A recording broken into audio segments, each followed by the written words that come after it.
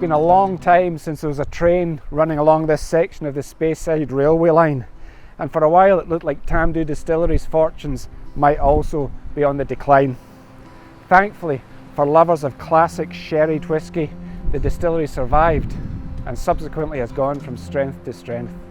But it hasn't been plain sailing. The distillery has had an on-again, off-again existence since it was completed in 1897. As current distillery manager Sandy McIntyre told me, Tamdhu was mothballed as recently as 2010, until Ian MacLeod Distillers took it over and production resumed in 2012. It's been fantastic in terms of the fact that there's been significant investment in the site in building the brand. I mean, I see where we are as a brand as Tamdhu. We're just starting to pick up. If we can get liquid on lips, you know what, that will really be the turning point for us. We've got fantastic quality product, and the investment that we're making in the site is all for the future, and all the right things that we're spending money on as well. One feature of Tamdhu's investment is in its own cooperage, where Sean Caird is hard at work, repairing casks using the same tools of the trade that his grandfather used before him. The actual piece with the cooperage is one of the really nice, different things. It's not something, again, all about cash pound notes.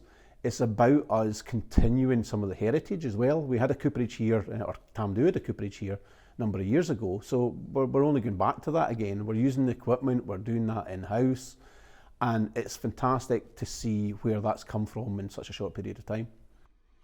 Tamdhu's calling card is its sherry cask matured whisky, which dates back to 1898, when the first shipment of casks from Jerez was unloaded from the nearby train station.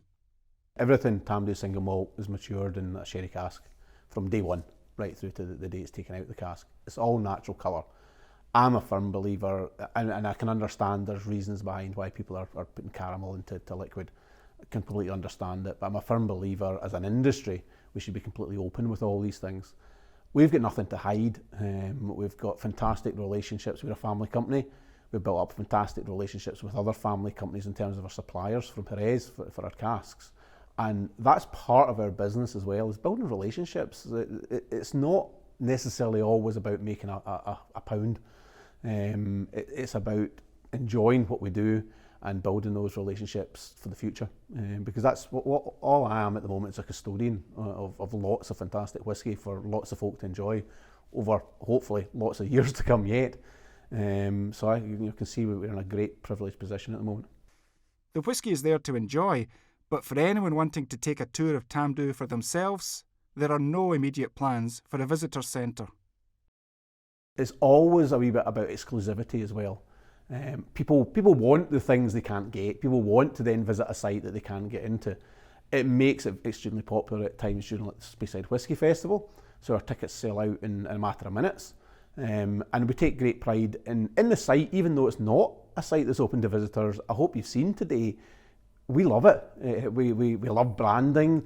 The guys keep the place tidy. It's not about, well, we don't have visitors, who cares? We try and keep the place to a standard that if somebody does come in, they see it at its best. And the guys love the place and are proud of it.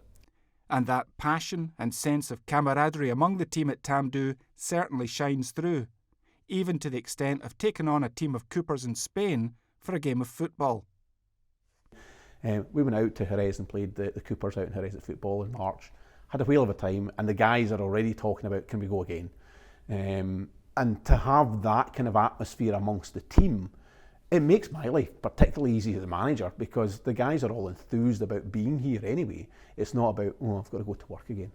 And the fact that some of us stay on site just again makes it better still. So there's 7 of us on site. And my house is at the other end of this warehouse that we're actually in. So, what a fantastic area in terms of Speyside. We've got the Spey right on our doorstep. We've got the whole wildlife. We've got beaches on the Murray coast. So, couldn't hope for better.